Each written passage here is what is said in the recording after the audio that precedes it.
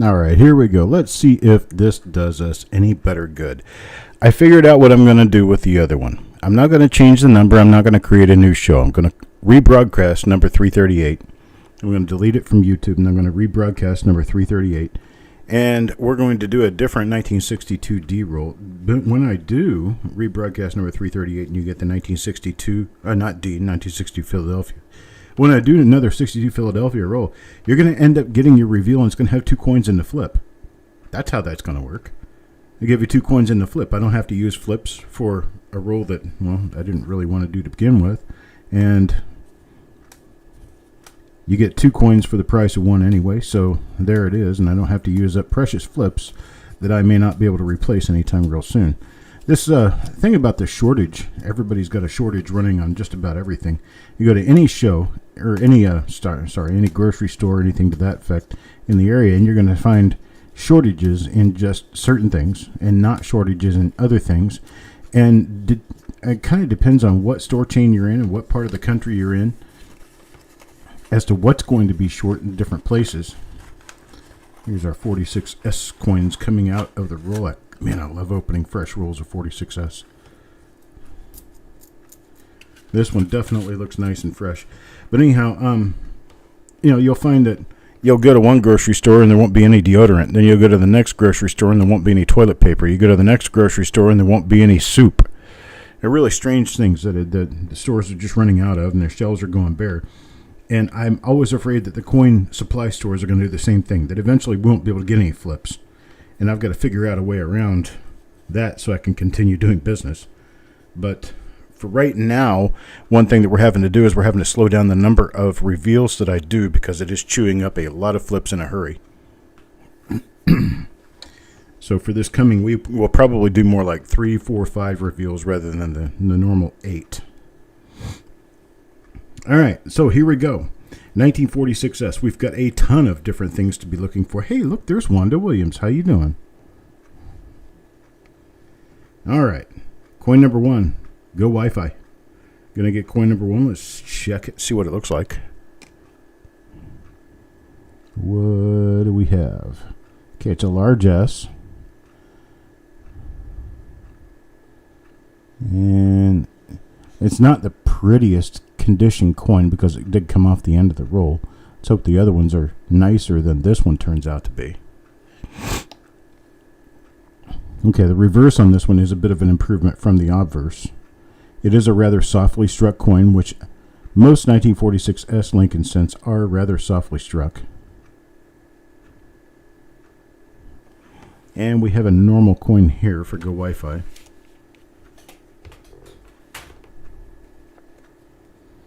And that's going to be number 1. I'll be doing the number 338, the redo. I'll be doing it tomorrow. Tomorrow during the day. It'll be one of those rolls I do tomorrow. So number 338, 1962 Philadelphia roll will be coming up tomorrow morning. Where's my coin? Here it is. Okay, and there is our next coin in the roll. It's another large S. It's not a repunchment mark. Let me turn my exposure up a little bit. I've been playing with the exposure and I'm turned up, getting it a little bit too dark. There we go. And looks like we've got nothing really much going on with this.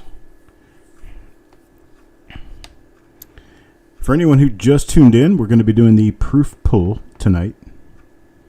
Proof pull tonight. The singles pull will be tomorrow night. Tomorrow during the day, I'll be doing the replacement of reveal number 338, which was a 1962 Philadelphia roll. It turned out to be a rather ugly roll, and we're just going to replace it. I have never cut short a filming of a roll. Never cut one short until now. This one is an RPM. There we go. That's an RPM. It's going to go to Bob Hampton. A nice little split lower serif RPM there. Let's get a really nice, tight, close look at it. There you go, Eric. See if you can tell me what that is. Nice die scratches moving through the 1 and 9 of the date. We've got a little doubling on the inside of the upper curve. And we've got a nice little split in the lower serif. Dennis, yes, I can fit you in. Up to 10, how many would you like, sir?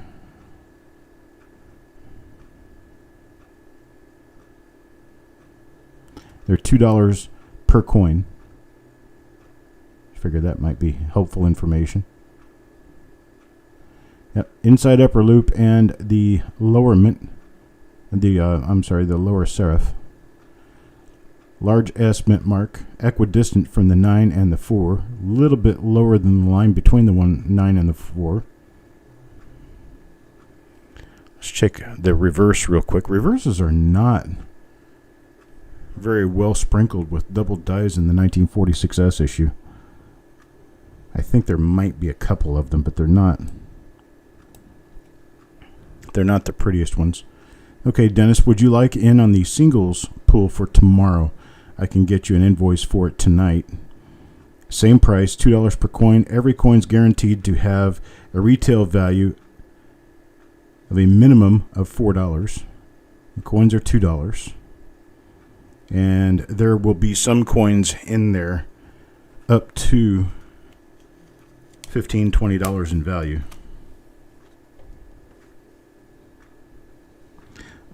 Yeah, Carl, I am. Let's see. I can see now I'm going to have a notepad. So I'm getting a notepad out so that I can take notes on this. So I've got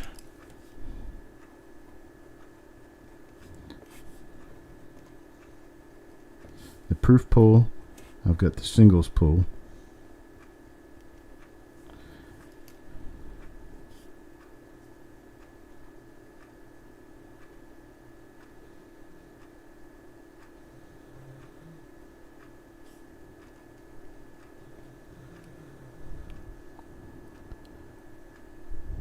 And Dennis, you wanted 10 on the you want 10 on the proof pull.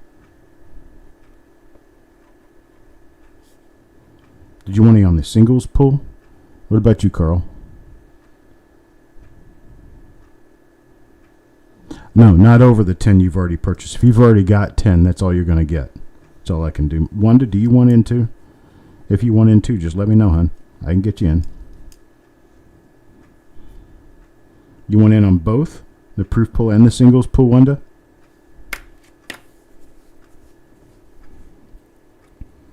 Okay. Mac McBride gets his coin now. This is coin number 4. This one's a sans serif mint mark. Sans meaning without in the French language. Sans serif, without serifs. And that's what this mint mark style is. It's one of the 2 common mixed mint mark styles for 1946S. The lesser common would be the ball serif, which has a triangle at one end and a ball at the other end. Oop, got a little splotch on that one. Let's check the reverse real quick. Okay, Dennis will take both.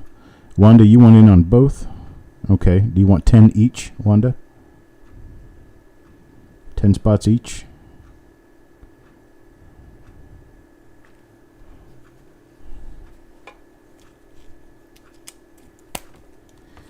One of those shows is going to be coming up next. It's the proof pull will be coming up next.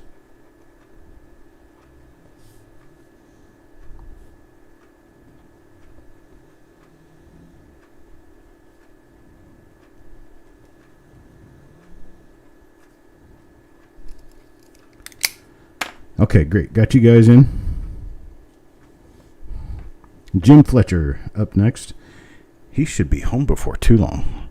Jim's been gone all summer. What do we get for Jim? Uh-oh. One of these coins was an RPM. What was it, number 2 or number 3? It's either number 2 or number 3 was an RPM. I have to go back and find it again because I didn't separate it. Need to get it separated from the rest of the pile. I was taking notes at the time. Wasn't thinking about the reveal. Here we are, a feature of the feature reveals. Okay, it was coin number 3. I'll get it pulled out. Thank you, Eric. That was Bob Hampton's coin. That's correct.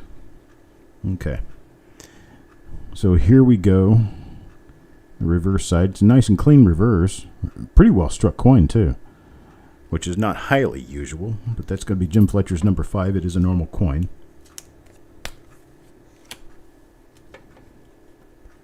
And here is one for Carl. Carl, coin number 6. And this one appears to be the same RPM that I pulled in coin number 3 for Bob Hampton. It's the same RPM. This one has just a little bit of damage on the outside of the upper part of the mint mark on the left side there, but it is the same die. Bob, you had coin number 3. Coin number 3 is an RPM. Congrats, sir. And that RPM is the same as this one. This is coin number 6. This one's going to Carl Ignatz. Split lower serif and a little bit of doubling on the inside of the upper curve.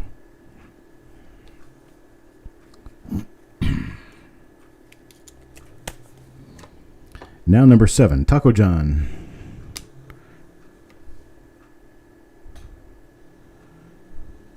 Not an RPM on this one.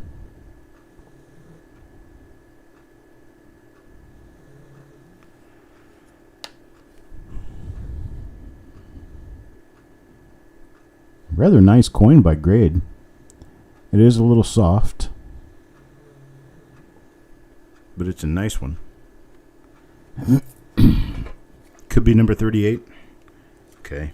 Sometimes these are very difficult to attribute just by looking at a coin that's moving around on a screen and then trying to remember what you saw. So we won't hold you to it, Eric, but we think it could have been number 38.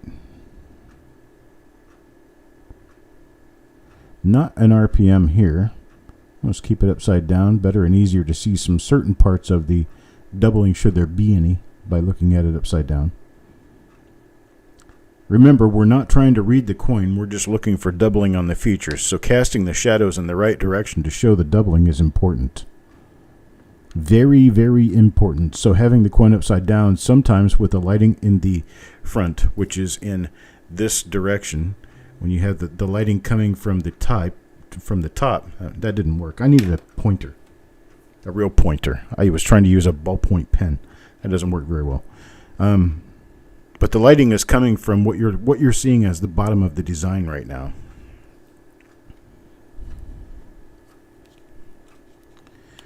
And well, they're often just easier to detect when you're looking at the design upside down. Here's one from Marshall. Let's see what Marshall gets.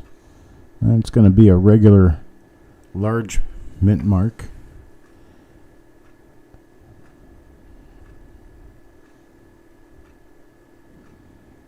And sometimes they call this the trumpet tail because it has, looks like the bell of a trumpet at the bottom. But I just call them the large mint mark because there's the large serif mint mark or the serif mint mark. Then there's the sans serif mint mark. And then there is the ball serif mint mark. The ball serif mint mark is the only one that has a ball as one of the termination points of the S. Right side up, your ball's going to be on the top. They make them upside down as well, where the ball's on the bottom. There's another regular trumpet tail or large S or serif S mint mark.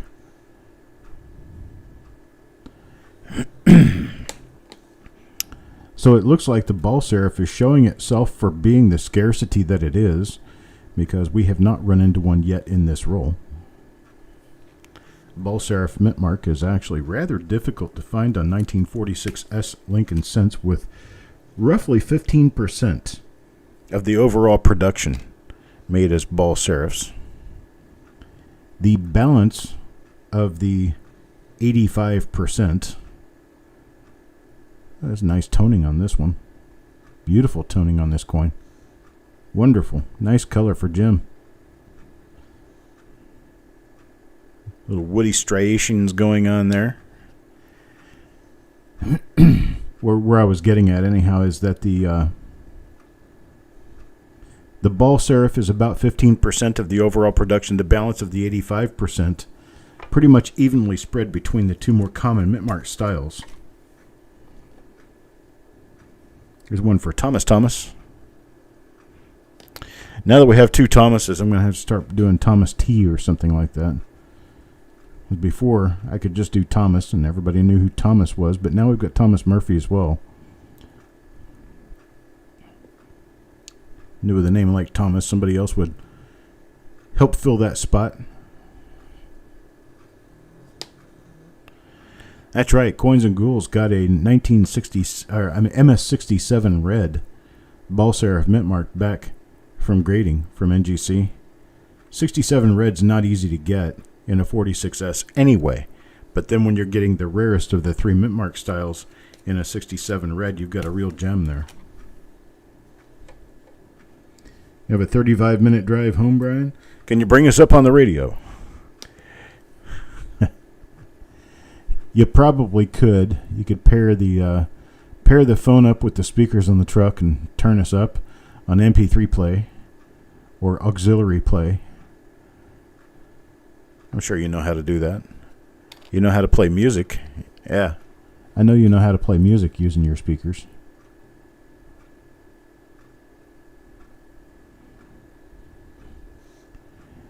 Not really finding a whole lot in this roll, unfortunately, but we are getting some pretty decent 1946S Lincoln Cents. $225, $250 roll. They do not come cheap. I can tell you that for sure.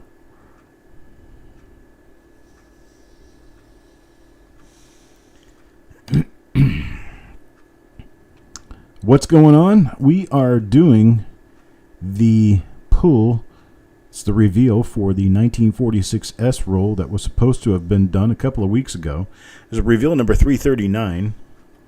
Reveal number 339 is the featured roll for the final week that I did reveals a couple of weeks ago. I'm finally getting to that and getting that one out of the way, get it done so that we can move on to the proof pull tonight. Here's another one of the RPMs. This is the RPM that we've been finding in this roll. And this is our third example now. This is Mike Birchman's coin number 15.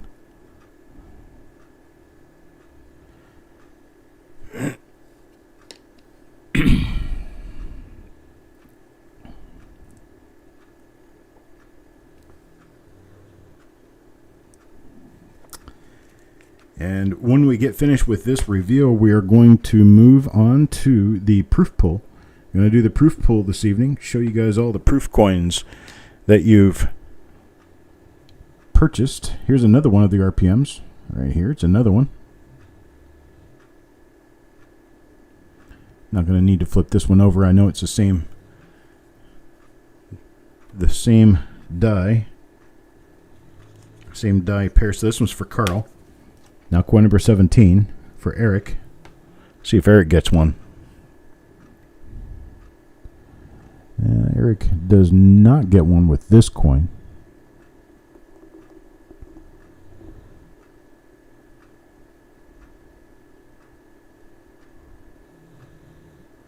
Going to be a normal 1946S right here. On the obverse, and reverse is normal as well. A little bit of a lamb peel thing going on there next to the PL and pluribus.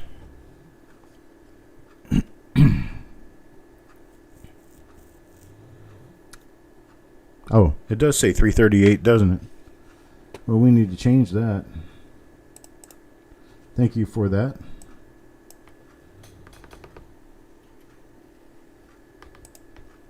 There we go. Now it says 339.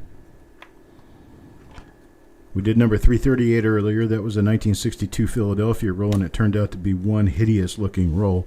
So we are going to redo number 338 in the morning. New roll.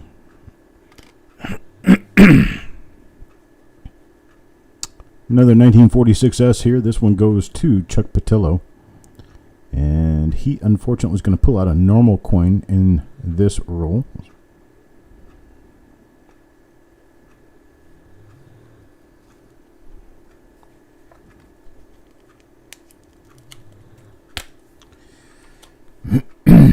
There's number 19, Adam Chambers.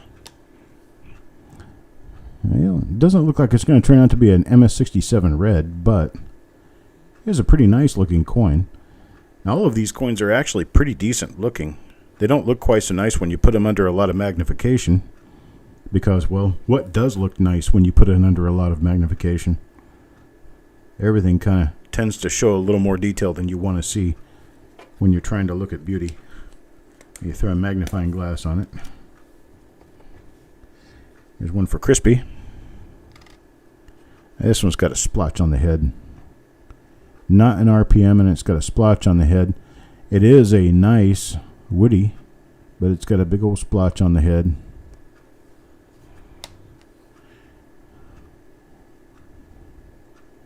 It's an unfortunate gain out of a roll like this.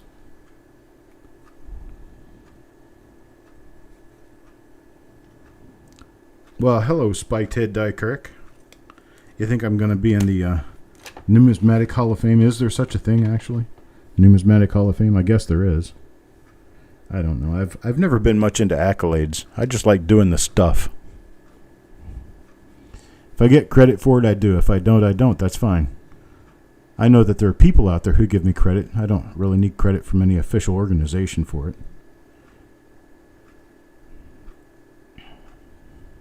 Would be nice to see something come back on my life membership to the ANA. I am a life member of the ANA. Not a gold or a platinum life member, but I am just a life member. Figured I'd stop at that level. All right, here's number 22. This is going to go to a stonecutter. And for what you guys can hear, stuffiness and frogginess in my throat and everything, it's coming from evidently the ragweed that we have in this area right now. We're having a pretty decent sized problem with autumn pollens. And, well, my respiratory system evidently doesn't necessarily like pollen.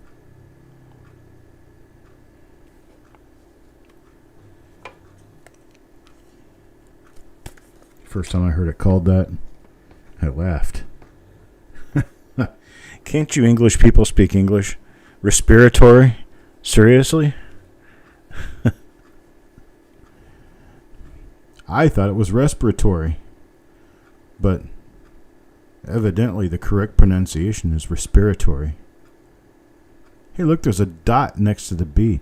Isn't that cool? That's kind of neat, actually. Looks like lib. T. Lib. T.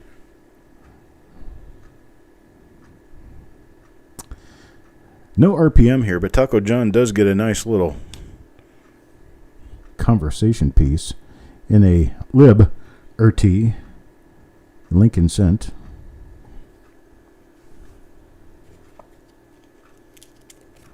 That's number 23. And move on to coin number 24, Malcolm. Malcolm, what's Malcolm going to get? Well, this is another regular large-ass mint mark. It is an RPM, but it is a very late die state RPM. It may even be difficult to identify, but you can see. Move it in. This is a different die from the other that we've been tracing through this roll.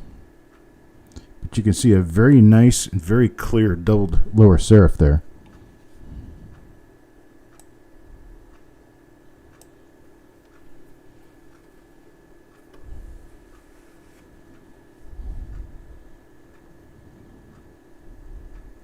You got a roll of 46D and a roll of 46P. Very nice. 46P are actually quite expensive in BU. Why, how would I mind? I think that's a great thing. Let's see. Yeah, let's bring it up. And okay, there we go. That'd be a little bit easier to see. You can see that there is doubling in here on the outside of the lower. And then it tilts out here where you've got a doubled serif. You've got a lot of extra thickness going on over here. I don't see anything going on here, though, that gives us a good indication of repunching. But it's definitely a repunchment mark. You need some estimates? Well, I have estimates. I have a number of them. I've got probably, I'm going to say anywhere between 5 and 10 rolls now. All right, so there's that one. That one's going to go to Malcolm. See what else is on this coin. This will be the first one of these that I've seen in this roll. And although it is a late to very late dice date coin, it is a repunch mint mark that we are going to figure out the identity for. A lot of different repunch mint marks, 1946S.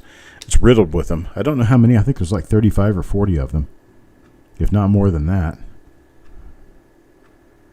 I didn't even look before I started the show. Got nothing on that one. But a 46S uncirculated roll, I can get you an uncirculated roll of 1946S for $250.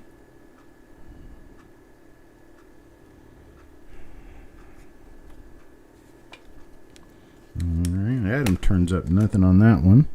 Let's see, coin number 26. 26 for Marshall. Let's see what Marshall turns up here. And it looks like that one's going to turn out to be a normal one.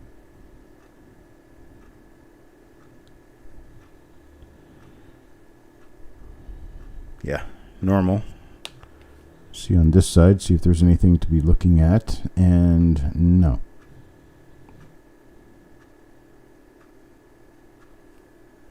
Okay, that's number 26. We're more than halfway through the roll now. Get on to number 27. Number 27 for Stephen A. Stephen A.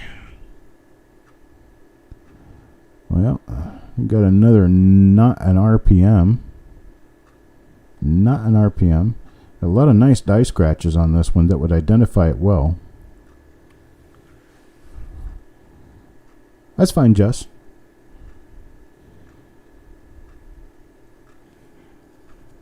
You're very welcome, sir.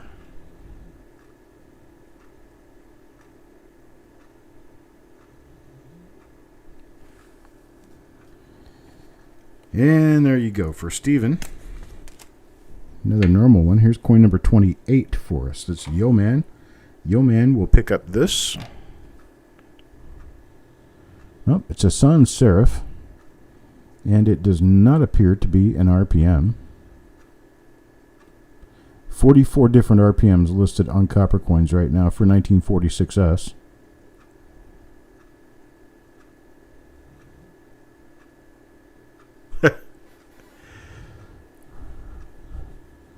So Die Brown Soda's name is also Steven.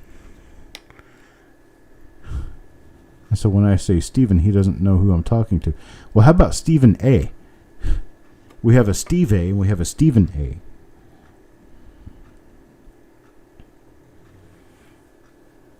And I haven't seen him in a while, but there's Steve Patat.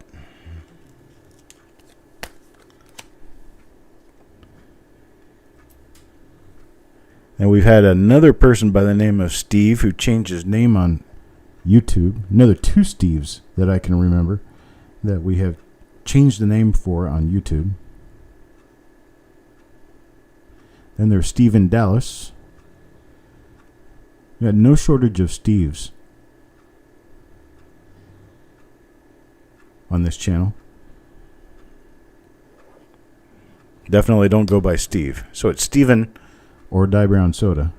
Which to me, Die Brown Soda, I don't know why, but when I think of Die Brown Soda, I think of root beer, and I like root beer. So I like your name. I know there's a lot of people that don't like root beer, but I do. Thing about it is these days, the root beer that I drink has stevia in it, and it has no color. So there's no coloration. It tastes like root beer, but it's just as clear as water. I enjoy it. It's a good way of being able to have my sweet drinks without having sugar in my drinks. For I am diabetic and am not supposed to be drinking sugary soda. Stevia, there's another Lib RT.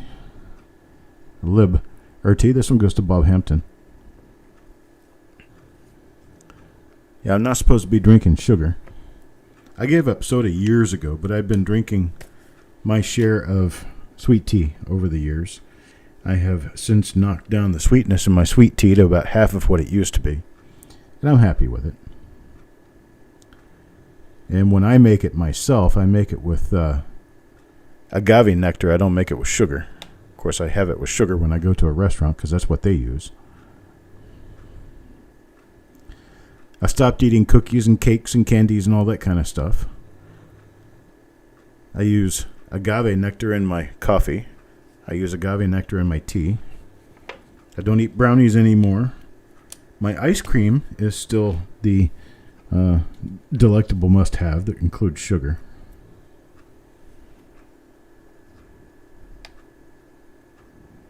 You make root beer from scratch? Oh my gosh. Would love to have some scratch root beer.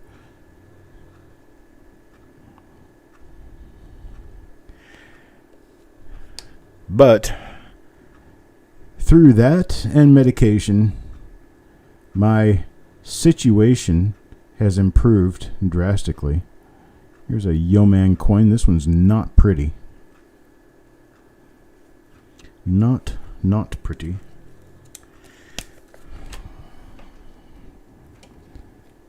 My A1C at the beginning of this year, which typically if you're non-diabetic, your A1C is going to register below a 6.4. That's your A1C is your hemoglobin over a period of time. It's your blood sugar, overall blood sugar. It's a glucose measurement. And your A1C is generally supposed to be between a 4 and a 6. That would be a normal A1C level. My A1C at the beginning of this year was 11.5. And that was on diabetic medication. Without diabetic medication, I probably would have died. But with diabetic medication, it was measuring out at 11.5. And little twist and change here and there to the medication, a little change in how I eat and drink stuff. And I have gone down to an 8. My A1C is an 8 to 8.5 at this point. And I just had a measurement done of my fructose level. Fructose level is a shorter term A1C measurement. And there's another lib or T. Dot after the B. It's an interesting little thing going on there. It's an interesting coin.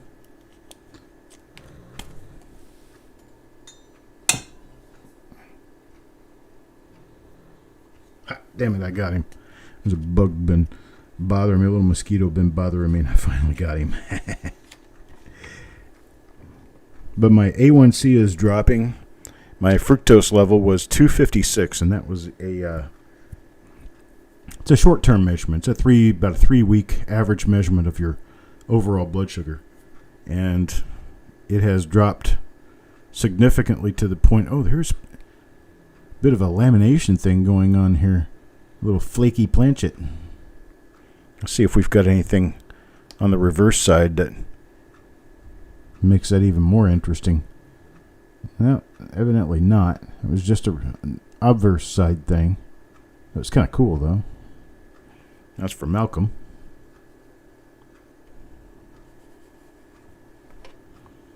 Oh, there's still a bottle of my agave nectar sitting on the counter at the lake. Well, that's cool. Next time I come to the lake, I know I don't need to bring any. Can still have good coffee. I can't eat the chemical sugars the chemical sugar substitute stuff. It's just, for one, I'm allergic to some of it. Not exactly sure which ones I'm allergic to, so I stay away from all of them. And, I don't necessarily like the flavor, the taste of any of them. You have the sucralose and what are the other ones? NutraSweet and stuff like that. I can't do any of those. Those all have a really weird taste to me. And there's at least one of them that makes my throat close up. And that's not good. You like my Sherman music in the background there? Yeah, it's a little bassy. When I'm sitting here by myself and there's nothing else going on other than the dog over there sleeping, it kind of tends to make me rather groggy, like I need to sleep. Wonder why. The sound of sleep. But, the way I take it, it's a sound of comfort. I have a creature over here who is of a different species, who doesn't necessarily understand the words we speak, and he's comfortable enough to lay in my chair and go to sleep. That tells me I'm doing a good job as a doggy dad.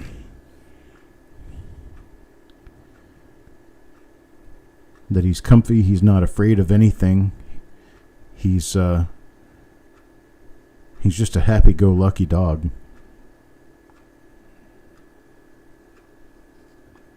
Yes, Spike Ted.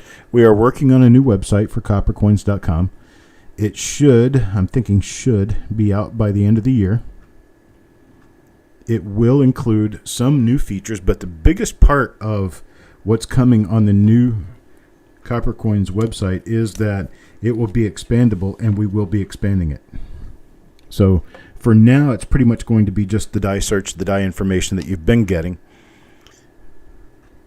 But there will be an improvement in the overall performance of the website and the overall look and navigation of the website.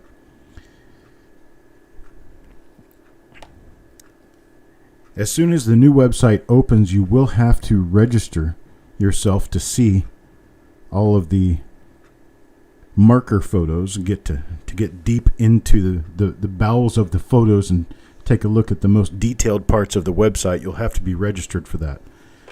I'm not going to charge anything for that in the beginning. However, that'll be for about a 3-month period of time. Then we're going to have to start charging a membership to the website. Got to pay for that website somehow. Can't continue to do it out of my own pocket. I've been doing that for a long time. I've provided this service for free for long enough. At one point or another, I've got to start collecting for my retirement.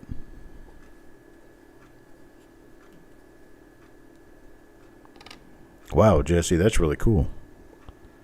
14.6 down to 6.4. Wow. You have drastically improved your situation. I can tell you that now anytime I eat rice or I have a lot of starchy something, or if I do happen to eat sugar, get into something sweet, like yesterday, my wife and I went to the fair and I had a funnel cake with the wife. You got to do that when you go to the fair, right? It makes me tired afterwards. So I get really tired when I do eat sugar. So I get sugar fatigue. It overloads my body basically, and just puts me to sleep. Today I had an issue with that. Wife and I eat Chinese out, and I had a little bit of rice, and that little bit of rice was enough to force me into a 2-hour nap. I'm considerably better now, though. As soon as I get up out of my nap, I'm doing fine. It's not like I feel groggy or sick or anything. It's just throws me down and forces me to rest before I can get back up. Yeah, Spike Ted, the fees are going to work out to be about $5 a month. It's not going to break anybody. Roughly $5 a month for the fees to join coppercoins.com. You'll be able to pay annually. You'll be able to pay biannually, or you'll be able to pay monthly. Monthly will basically be like a one-time payment. You can pay $5, become a member for the month, and then it drops off.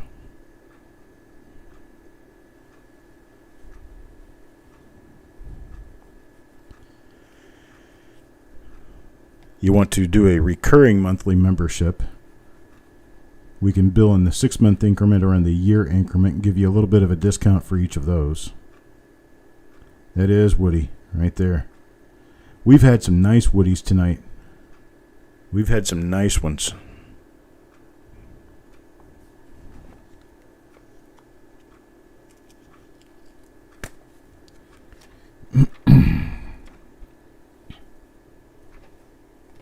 Here's coin number 44. This one's going to Farm Dog. And Farm Dog. Oh, look at the color. Oh my gosh. This one's beautiful. I just wish it weren't so marked up. Man, the colors on this thing. Fantastic looking coin.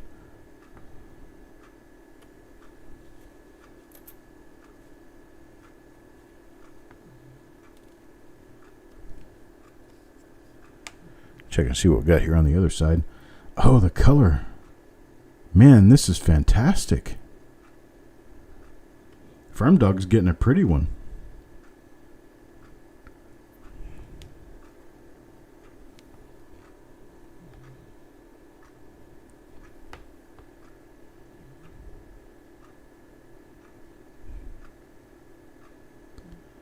Pretty, pretty, pretty. But when we open up the new website, you'll be able to register in the new website. And that registration will give you the ability to do payments. You won't have to do payments. Of course, if you don't step forward to do regular membership with payments after a few months, then your membership will lapse. You will be able to view the basis of the website, but to view the marker photos will require a membership. Beyond that, we're also going to be doing attribution once again. The attribution will have a fee with it. We will put a serial number on every coin that we look at for attribution, and then that serial number will translate to My Copper Coins once we get that started. When we get that started, you will have a place on our website where you can keep track of your entire collection, keep track of your extras, perhaps even do some buy-sell trade stuff. There's another one of our RPMs. This one's for Tim Morrell.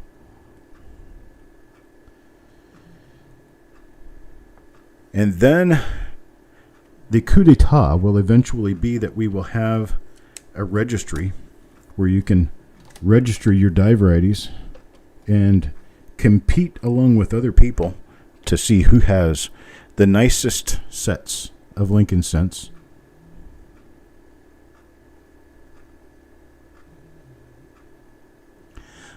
Carl, I'm going to change the way I do that. I'm not going to be doing monthly ups on those this next time. It got to be too much stress to try doing an entire month worth of reveals at once. So we're going to change up a little bit how we do that. And I think what we're going to do is a weekly program where you can buy in weekly. I think the monthly hit was a little more than some people could do. And they still wanted in, but they didn't want to have to pay it all at once. And I can understand that. We're going to work out a better way of handling it. I think monthly might be just a little too much. So we're going to figure out a better way of handling it. Perhaps the monthly might be for 4 shows per week instead of 8. But it's going to change one way or another. The coin variety price guide will be updated. That will be Copper Coins 3.0, Dennis. You're already using 2.0. The Copper Coins 1.0 did not have any database attached. It was all HTML and all links. Oh man, look at this. Nice, nice color. That opalescent color throughout the coin. This is one of our RPMs as well. So you not only get an RPM, Carl, but you're also getting a toned RPM. You can see the RPM better if it's upside down like this. There's that doubled lower serif. This is nice. This is sweet. Looks like little gems sparkling out of a copper wall.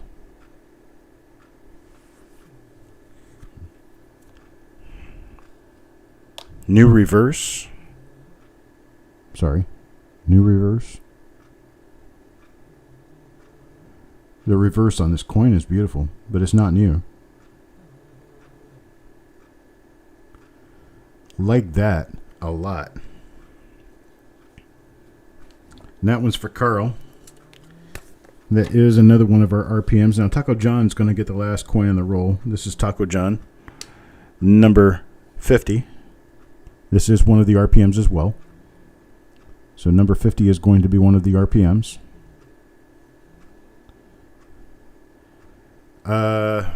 New reverse. My site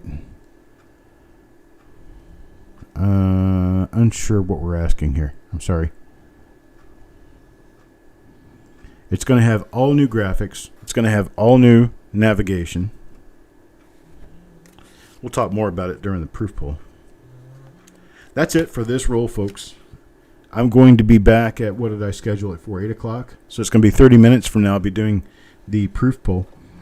The die varieties for this particular roll are the first RPM that we pulled are coins numbered 49, 46, 16, 15, 6, and 3. You've got Bob, Carl, Mike, Carl, Tim, and Carl. Carl, all three of yours? Seriously? And one of them was a beautiful toner. And here, coin number 24 is a different die, Malcolm. And I'll put that together with the remainder of this roll and congratulate you all on a pretty decent roll here. I kind of like this one. A couple of choice coins were not the choicest coins, but most of them turned out very nice. And I am going to go ahead and take off and get myself prepared for the proof pull, which is going to be coming up at about 30 minutes. In 30 minutes, I'll see you guys then, and we'll get everything underway at 8 p.m. Eastern Time. I'll see you right here. Have a good one.